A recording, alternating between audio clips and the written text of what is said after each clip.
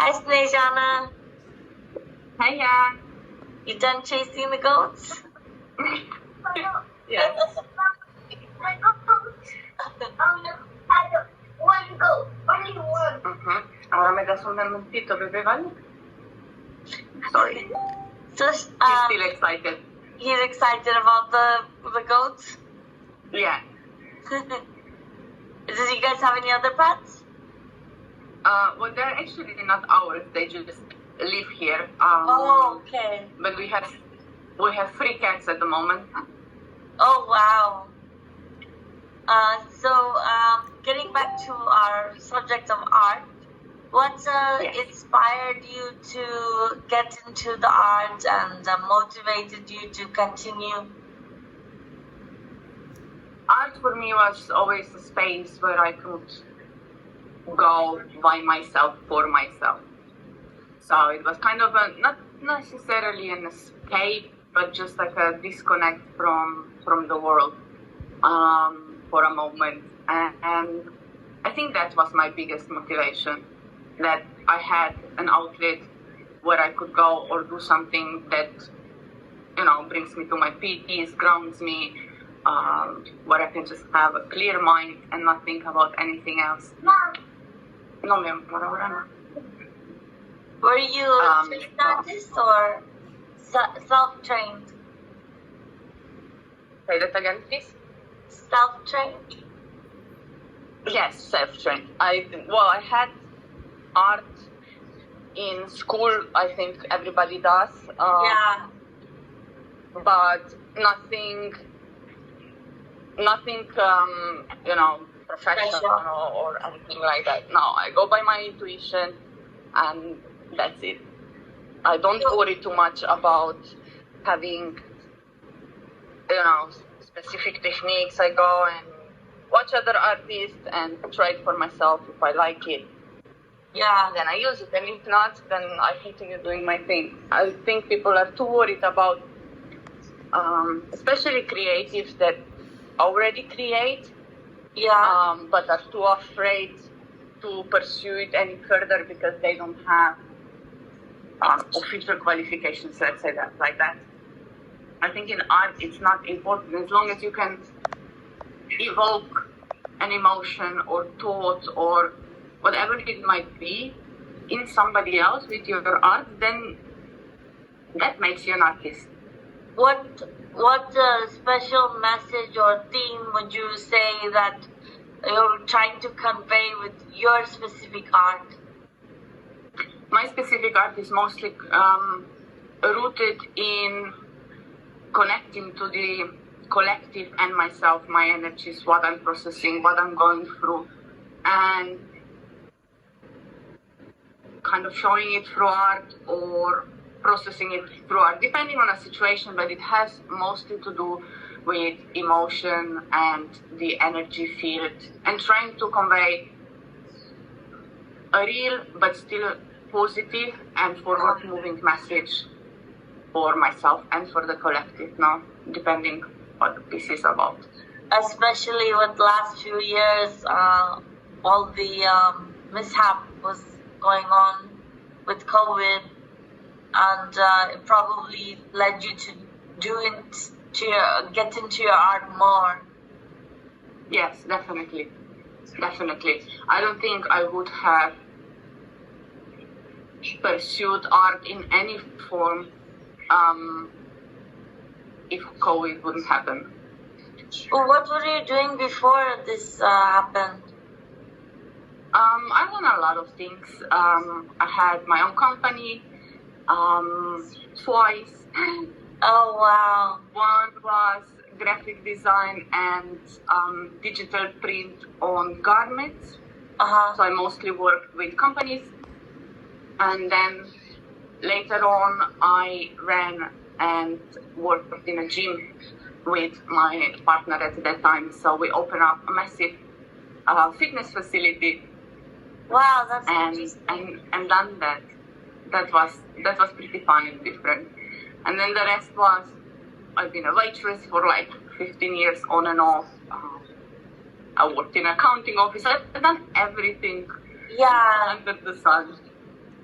I feel you. I also had similar experience working as teller, bakery, and executive in architecture office, all different kinds of things. Oh, what does I love those paintings right behind you. Can you show to everyone? They're so beautiful. The big one. Are you going to put that on a garment? No, I tried this once, twice, to have some products printed on, well, some paintings printed on garments, and it wasn't really that popular, I'll say. Okay. Not sure why. I mean, the most popular thing was shoes, but it's hard to control quality and the finished product when it's print on demand, meaning that you order from me, but it goes directly to a company who produces the product and they ship it out. So you have no control over what's happening or what type of a product is going to come. So I stopped that. I still do hand painted hoodies. And I've done a couple of shoes. Yeah, I've posted it probably like 2 weeks ago, my last project on a hoodie. Do you have it in your room right now? Not to show you? No, I already sent it off. Oh, it's out. Yeah, let me show you this one first. Maybe I try to find a picture and show you through a picture if it works. Okay. So that was I one of really the love that one. Yeah, and this one is actually sold and it's soon going to go to a new owner. But yeah, this one was really popular. How much popular. do you sell a painting like that for? That size? This one went for 1,000 euros. Is it like 40 by 50 or something, or how big is it? No, this one is 120 by 60. Oh, okay. So it's quite large. It is. It's very big. Yeah. Yeah. This one fills up the wall. Yeah. So this one's slightly smaller, wider but slightly smaller. But yeah, this was one of the largest works I ever done. It's so gorgeous. It was very popular with many people.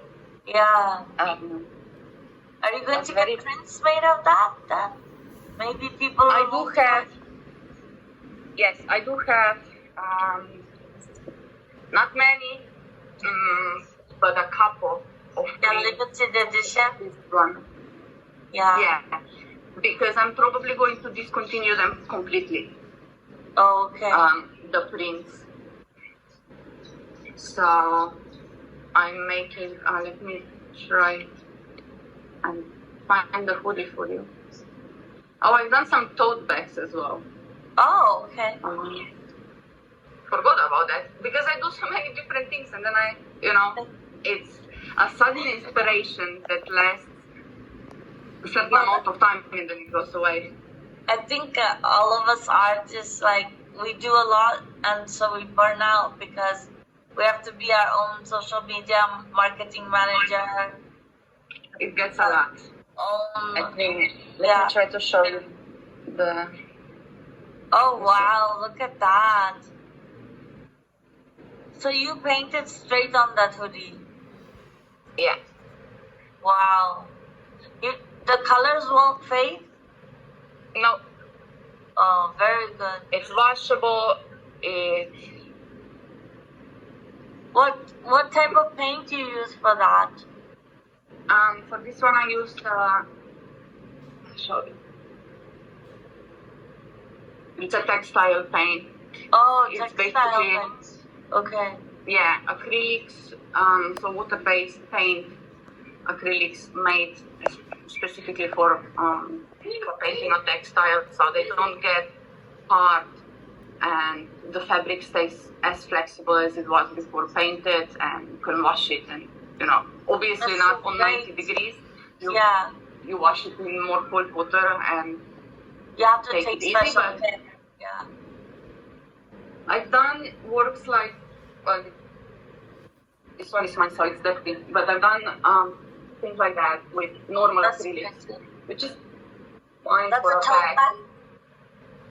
Oh, Yeah. wow. How beautiful. So these are more. That one's nice too.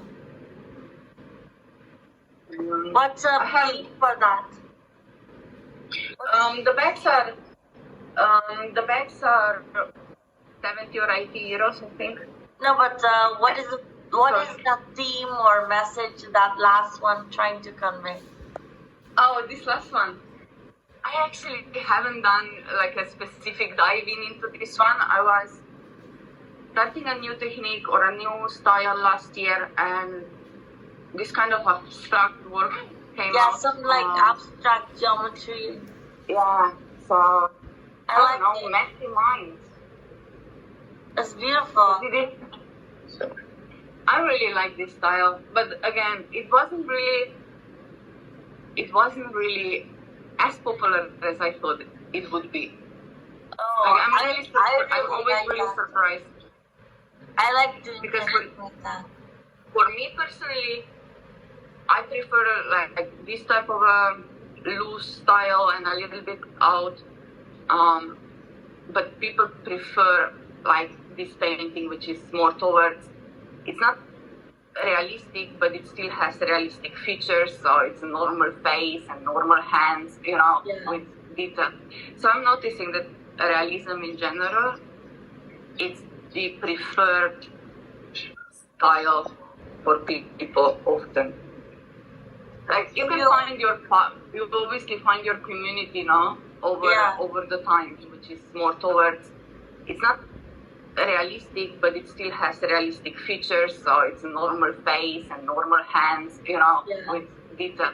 So I'm noticing that realism in general, it's the preferred style for people often. Like you obviously find your community, over the time, of people that some people like abstract and just colors, whatever. But in my personal case, it's always every time I paint, when I go more towards realistic type of a style of painting, it always gets much more attention than when I go into the other side and go more into abstract You work. see what people like. Were you always so good at drawing? So say that again? Were you always so great at drawing and illustrating? I think it develops through time. Every time you try something, like I'm not a portrait artist. I never been one, and I never probably will be one. But I did notice that over time, every time I attempted one, next time was slightly better than the first time.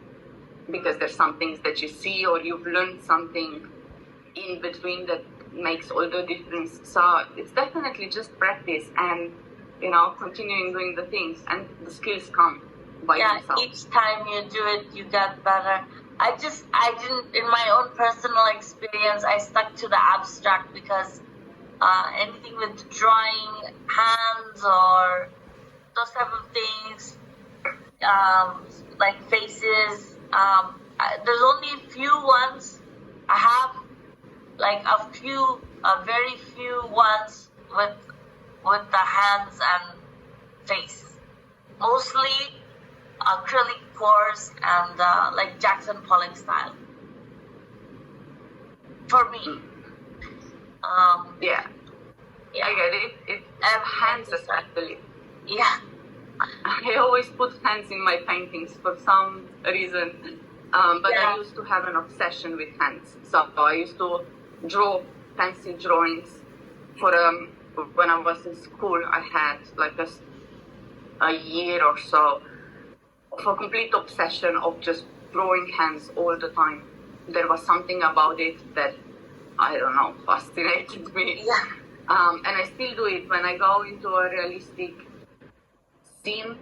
I always include hands for some reason. Well, And then I curse myself out.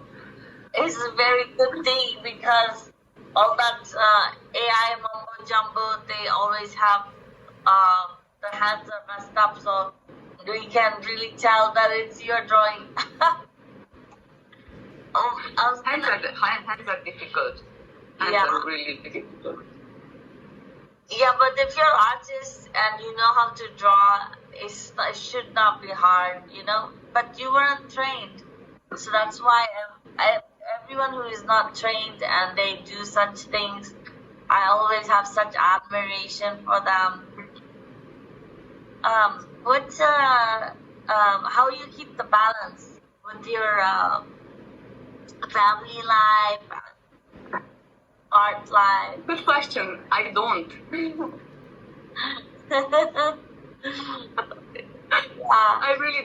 I mean, like I can pretend like I do, or I can say that I try, which I do, but I don't. I run myself into burnout quite often, which I try to kind of control. But I think more importantly than balance for me is following my intuition. So just as I've done in the winter, my body just didn't want to do stuff. Like my brain was motivated, so my brain wanted to do stuff, but my body didn't want to. So there's no point in forcing yourself doing things if you clearly something is telling you you can't and you have to take a rest. So it's basically for me is this more than anything, just listening what I hear, regardless if you need money or you need to do this stuff because you need money or you're blah blah blah, all these kinds of thoughts and fears that come in. Me too. I try to release that fear and believe that I'm supported regardless of what I choose to do and how I choose to do it. And looking back now, I didn't die months when, it went okay. It went okay. Was it the most abundant months of the year? No, it wasn't, because if you don't put the work, it won't be. But did I get through and pay all my stuff and survive and have food and, just be able to live my life? Yeah, I was. And I'm still here, and now I'm ready to get back and slowly initiate more social contact. So would that be the advice you would give people who start out to follow your intuition and, Yes. when they're burning out, kind of just feel it out instead of always being too much pressure on yourself? Yeah, no, I think a lot of manifestation as such and success comes from the pure trust that it's going to work out. Like you have a faith. Regardless. Yeah. Trust in yourself as well, and trust in whatever you believe or don't believe is out there, that you are supported. That if you get a feeling that you need to do something, if that's rest or disconnect or shut everything down for a certain period of time, and if you wholeheartedly feel that, then regardless of what the fears behind it or irrational fears are, just do it, because everything else is going to work out. There's a reason why you're being called to rest. Yeah, I agree. Inspiration might be building up, something else might be coming up, and you can't know what's going to happen in the future, but there's always some reason why you need that. So that's my your future plans with your art right now? I am not anymore a big goal setter. Some rich people would probably kick me for that and say it's never going to work.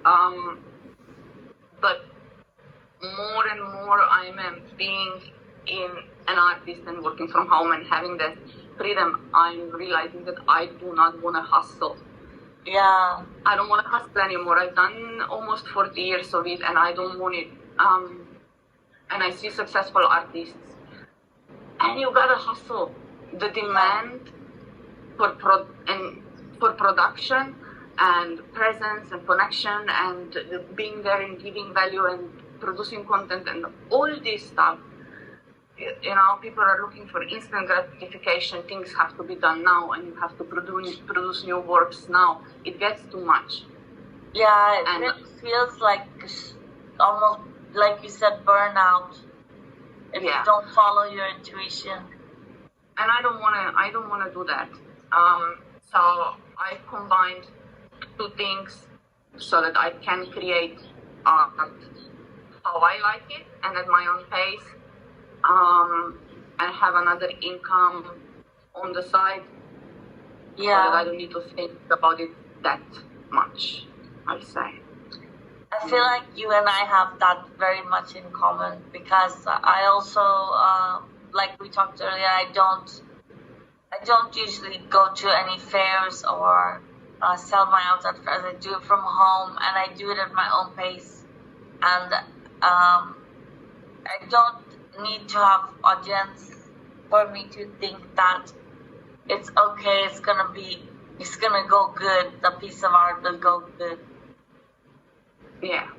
So yeah, I think I prefer to go with my like I said, with my intuition, and try not to get too caught up in the hustle mentality. I think we need to step out of it and connect a little bit more on a more peaceful level.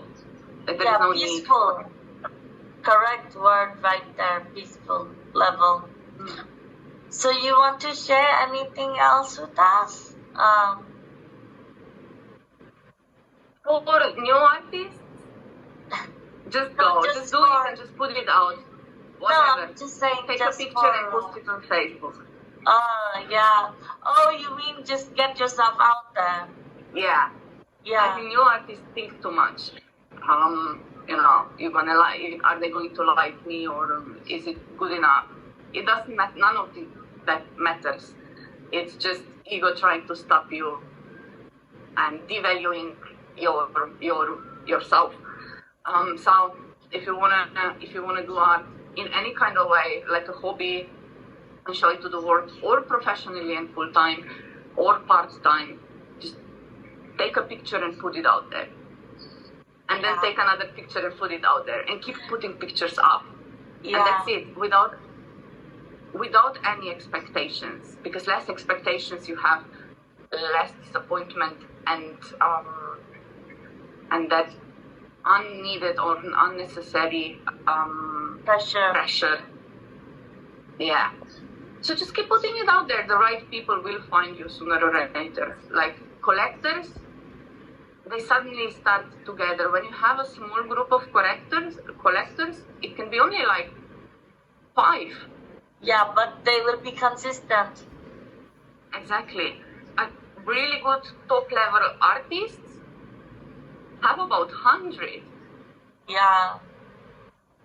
Really good. We are talking about original works, collectors that buy original art, that is main bread giver for someone who goes into that direction of original art, like me, for example. Unless you focus on stickers and prints and, depending what you choose. But in general, if you go for original selling of original artworks, you don't need that many.